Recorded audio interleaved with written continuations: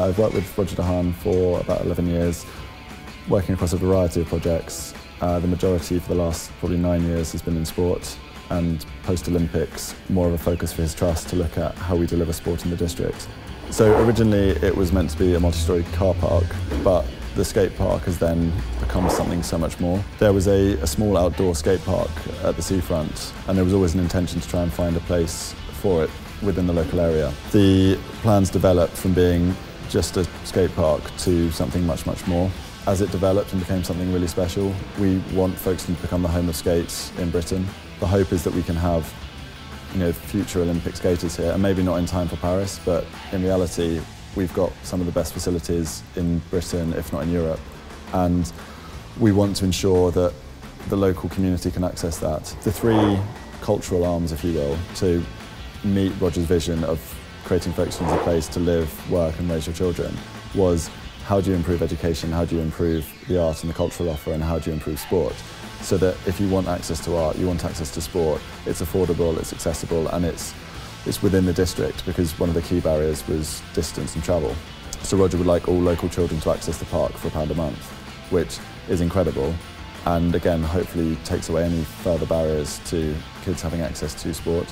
The setup is that local schools will sign up to a sports package that we, as the Sports Trust, deliver, and it's working in conjunction with clubs and facilities to give access to the schools, to give them a high level of coaching.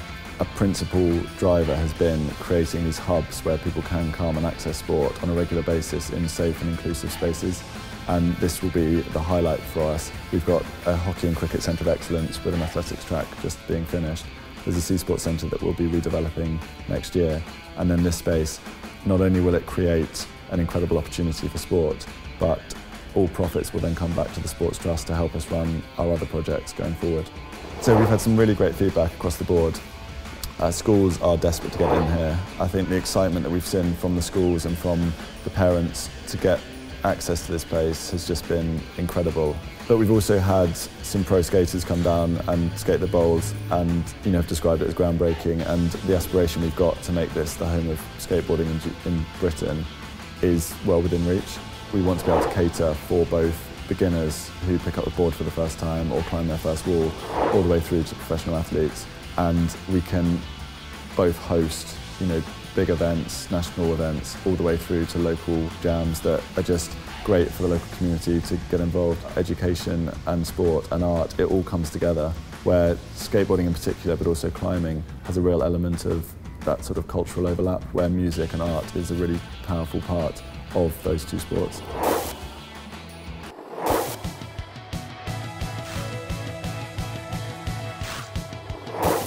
So about 7 years ago, Sir Roger Dehaan called me up and said, "Guy, I'm thinking about buying a piece of Folkestone." And then we conceived this idea of the world's first multi-storey skate park.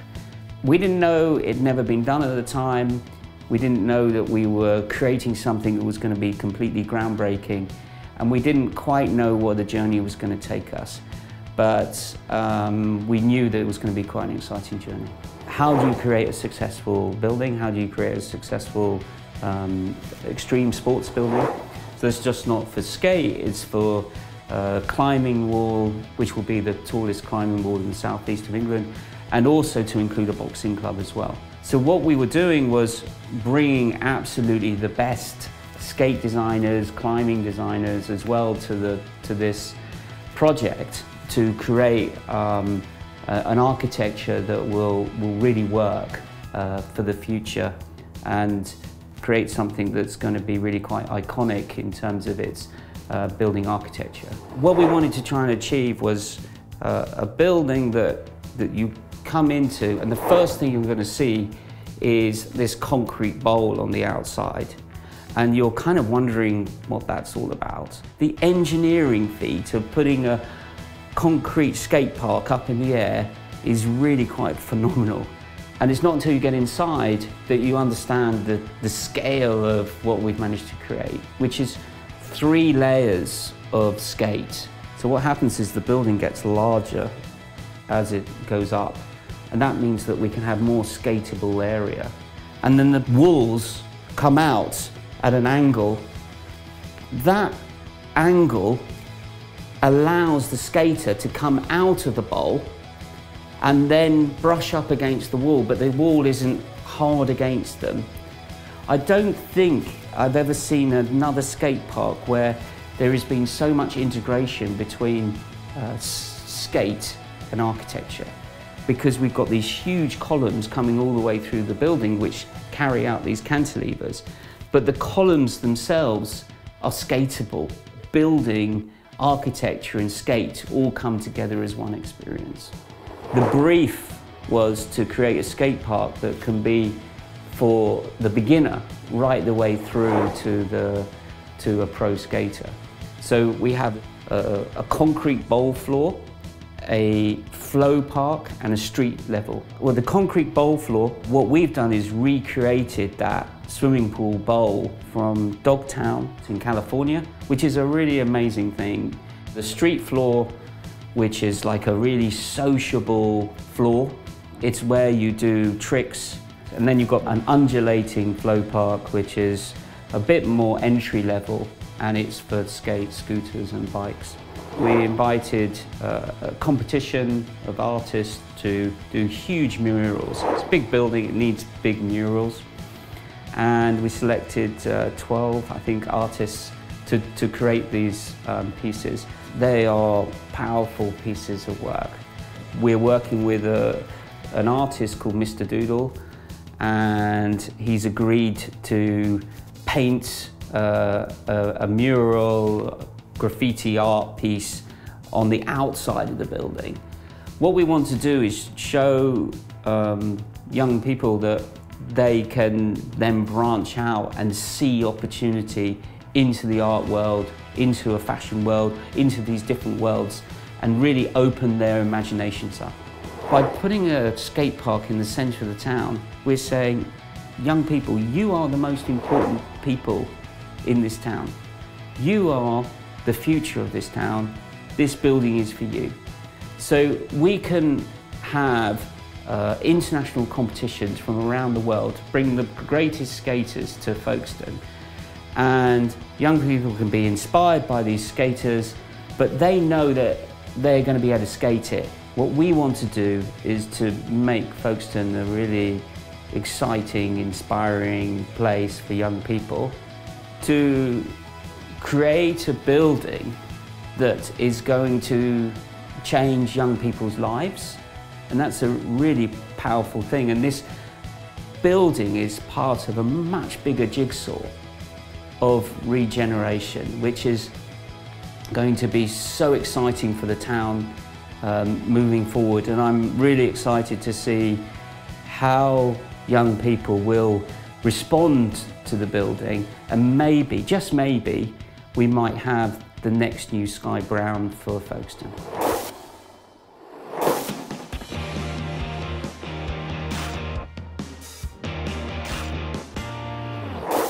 During 2017, we were offered the opportunity to tender for the completion of the building, from finishing the groundworks to handing the keys over to the client at the end.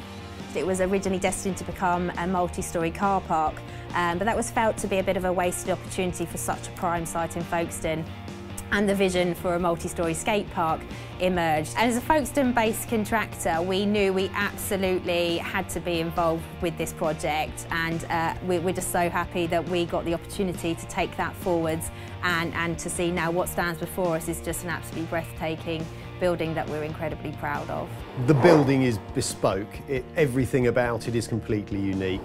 The facade system makes the building the beautiful construction that it is. Had never been done before. It's a bespoke panelised cladding system, a facade system built from bespoke cassettes. The skate bowl is the first suspended concrete bowl, and it actually carries a lot of the structure of the building as well, which presented a real design challenge. It's the realisation of such a courageous ambition by our client. It's just an absolutely breathtaking building, all thanks to the Roger De Haan Charitable Trust. I think when you're building a world first, you have no reference points. There's nothing that you can call on past experiences that you can use to your benefit. So everything is a challenge. And I think particularly the facade was an incredible challenge because of the shape of the building. There are 416 panels and nearly 180 different panel types. So each of those panel types has to be designed to within 1/100th of a degree on every corner. Every panel had to be lifted into place individually by crane. The building needed to be encapsulated and made weathertight. So that in itself created some more challenges that the design team and the construction team needed to face. Skate parks are normally dug into the ground. On this occasion, it was suspended at first floor level, and the shape of the bowl needed to be finished as part of the building form. The impact of seeing the bowl is what greets you as you walk through the door. So in doing that, it created its own challenges that we had to meet on site and throughout the design process. We were also incredibly challenged, as the whole world was, a critical time in the build programme. We were hit by COVID. That affected the facade panels coming across from Spain, coordinating the supply chains, or everything, making sure everyone was safe and well during that time, which was a huge additional challenge to us when you are trying to build a world first. So thankfully though, we've had the very best team on this project, and it couldn't have been delivered without them, and those relationships that we have with our client, which has meant that it's all come together to deliver this building. Everyone working on this scheme realises they're working on something exciting, and that has definitely been an energy that's flowed through this entire job. Despite its challenges, it's been an incredibly rewarding scheme, and I'm immensely proud of my team that have grasped this challenge and have delivered it. The result is an outstanding and a beautiful building. It's an inclusive facility. It's something that will give back to the community, and it's going to be, part of the town's onward emergence. Nothing serves as greater testimony than the joy of those using that building, and that's why we love what we do, and we continue to do that. And it's just been an absolute honour to be involved in this journey.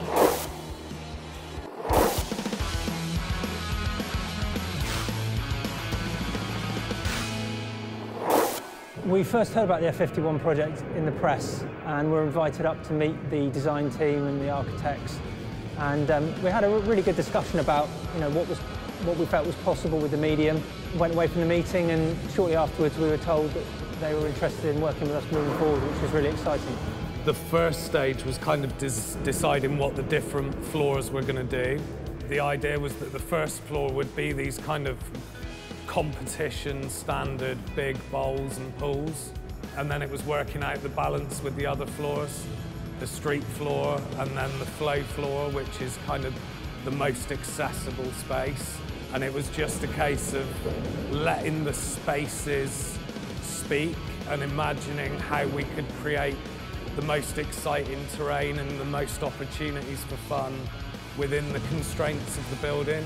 We also kind of took this like Burnside-inspired DIY ethos, which is where concrete skate parks were born, of actually trying to incorporate the infrastructure of the building with the bowls and the skateable terrain as much as possible, so the skate park feels like it's part of the building, that it's not fighting against it.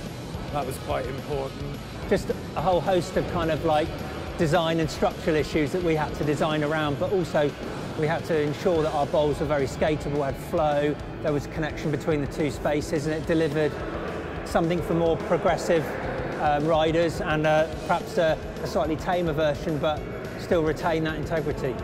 You've essentially got two quite different bowls here. On my left is a more modern style bowl, more skate park orientated, and on the right is a fairly legit swimming pool. Before street skating took off, it was all done in empty swimming pools.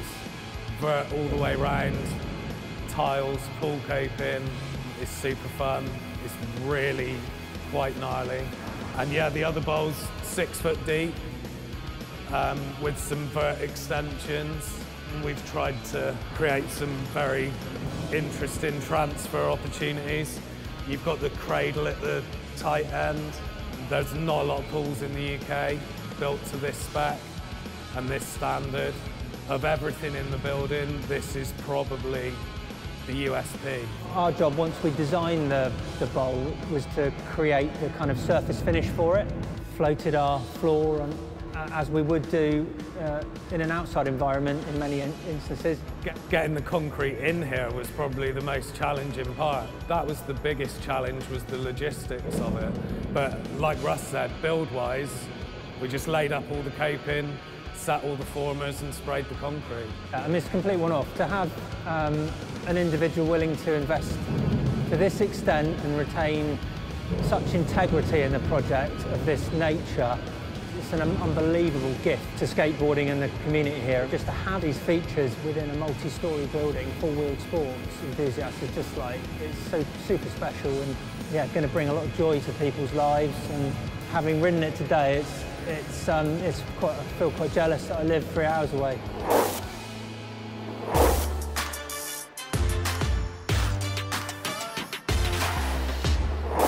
So we do all kinds of indoor and outdoor skate parks for councils and private companies throughout the UK. We've built some of the most recognisable indoor skate parks, all kinds of unique features. Obviously the latest one being F51, where we are now. At last. So myself and my team, we designed from an architectural perspective the fit out for the flow and street floors. We also built and installed them. So the two floors are very different. Obviously we're on the flow floor at the moment, which is all about creating seamless, infinite flowing lines. We never reach a hard stop anywhere.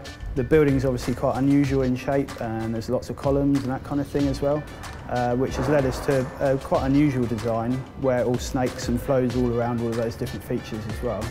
On the second floor, the street floor, it's quite a different way of dealing with the building. Again, it's an unusual shape, but there we've taken all of the circulation space and combined it with the skating areas. So the two things are very much like they would be in the street. They're completely integrated as functions. There, the columns are dealt with in a different way, where rather than flowing around them and riding up them, they're all piercing different planes. And in doing so, there's lines that go past all of them in every different direction as well. Both floors were constructed in a modular format, so we detailed everything in CAD down to the component level. Made all of that off-site in the workshop and then brought it to Folkestone on lots of lorries. It was all then craned into the building via temporary platforms and then moved into the building before the facade was finished. We then levelled and installed all of those modules and then finally put down the top layer of ply, which is what you can actually see now. A lot of people have commented on the screw patterns. Attention to detail is clearly, a big part of how you deliver something to this standard. Yeah, so it's great that we've finally finished this project and that now it can finally come to life. In fact, today is the first time that everyone's been riding and skating in here, which is amazing finally to see the building start to come to life. For all the local skaters and riders, it's amazing, isn't it? It's here and it's here to stay. Without question, one of the most unique skate parks in the country, if not the world. So, of course we're proud of that.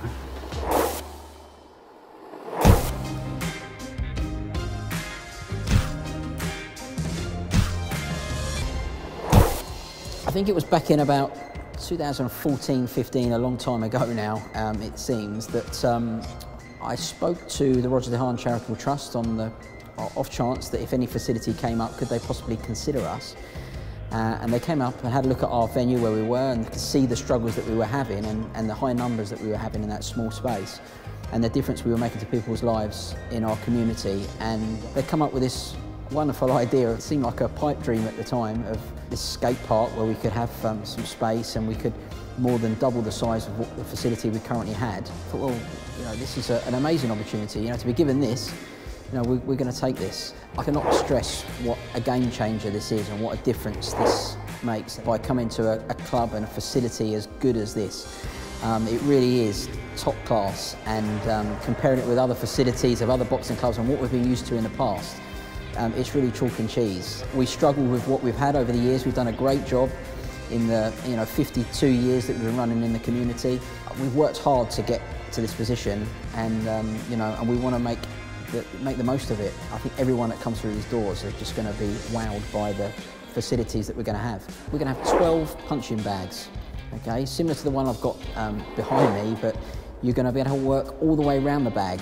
Okay, which is when you're boxing, you're moving around the bags rather than being stuck against a wall, which is what we've been used to for so long. So we can have a full-size competition ring, which allows us to run boxing shows here to bring the kids on, so they can box in front of their, friends, family, and other clubs in particular will travel to come and have a show at this venue. We're going to have different setups. So we'll have one coach working with beginners in the studio, one coach working with the elite, competitive boxers, maybe sparring in the ring, another coach with the intermediates working on the bags, rather than everybody chucked into one premises and everybody's doing the same. This is bigger, better than anything we've ever had before, and I've struggled to find another club in the country that was going to have facilities that are as good as this. Investing in sports and young people is key. It makes such a difference now. The world's changing. We know that we've got a huge obesity crisis, and given that we're in a venue we are, and it's going to be used for other means, people are going to be curious about the climbing, the skateboarding, so people are going to poke their head in the door, what's going on here? And they're going to see it and realize what's happening, and they're like, well, I fancy a go at that. Putting together something that's going to inspire young people to come in and do something positive. We're just so grateful to the Roger De Haan Charitable Trust for the opportunity, and we really want to make the most of it and show the good work that we do and put it back into the community. So a big thank you from us.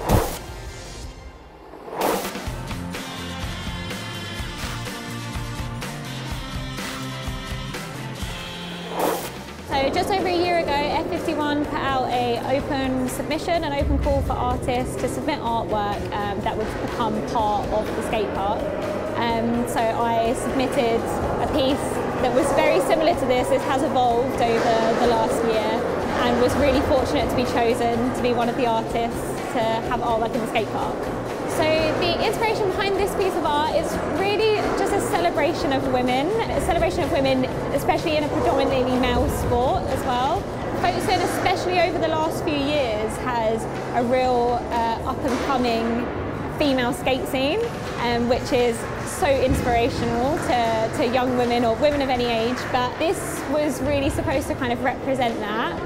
I wanted it to represent something that stands out from its environment, to be seen unapologetically, which I think is kind of what the female skate scene is doing at the moment, especially in this area. But also to just be really fun, really playful, not too serious, yeah. So just a celebration, really. Really overwhelming to see the art piece in real life. I've never submitted an art piece in this way before, or worked in this way where it's been done digitally and then it's been printed in vinyl. So I was able to see photos or videos of the artwork before even seeing it in person.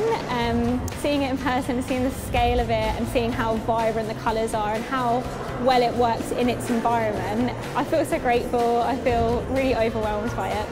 I think F51 is going to be hugely important to the community, the creative community, sports community, just because of the stand that it makes on its own, standing out unapologetically, which so many people said that wouldn't even be possible. So I think just in terms of the creative community within Folkestone and stuff, it really gets people on board with that idea of pushing people to doing what they can do.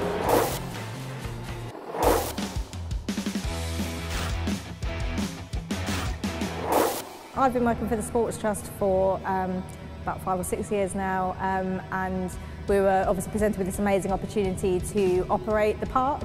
A big part of my role has been about raising awareness of the park, raising participation within sport, particularly obviously looking at the sports hosted here, so skateboarding, BMXing, climbing, and the other wheeled sports and boxing, and breaking down the barriers to participation, so looking at some of the typical reasons why some people might not look to do those sports. So that's, I guess, the main things that I've been focusing on in the build-up to the park opening.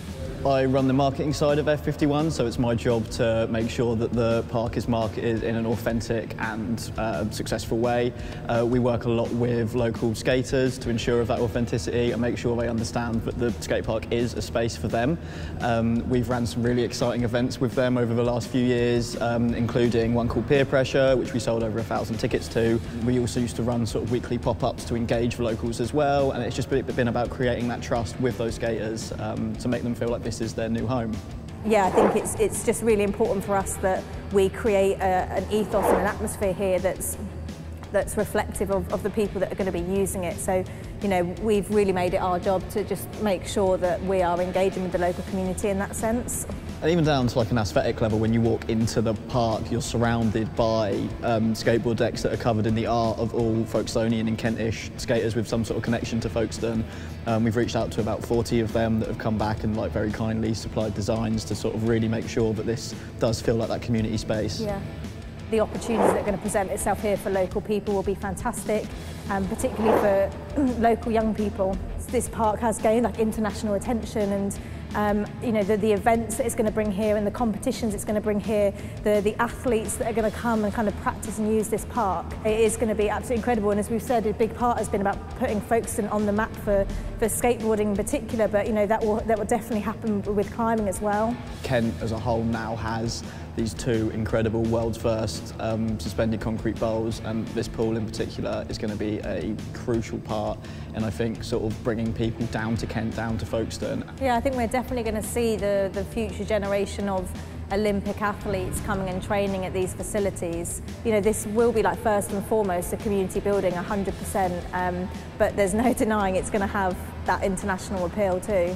Definitely, I think skateboarding has never been more accessible and as popular as it is right now. The new generation of skaters here, it seems to be young women and girls, and that's amazing to see, and we can't wait to sort of help facilitate that growth. We're going to have a £1 a month membership for under 16s registered to any of our partner schools. We've really tried to make sure that, you know, although this is an absolutely amazing building, that it's you know, no more expensive than any other indoor park, and that's been a really key thing for us, is to just try and keep these sports as accessible as possible. This is going to be the start of like an incredible journey, an incredible boom in these sports. You know, I really can see us kind of, I guess, nurturing and developing the future generation of Olympians that are going to be representing our country.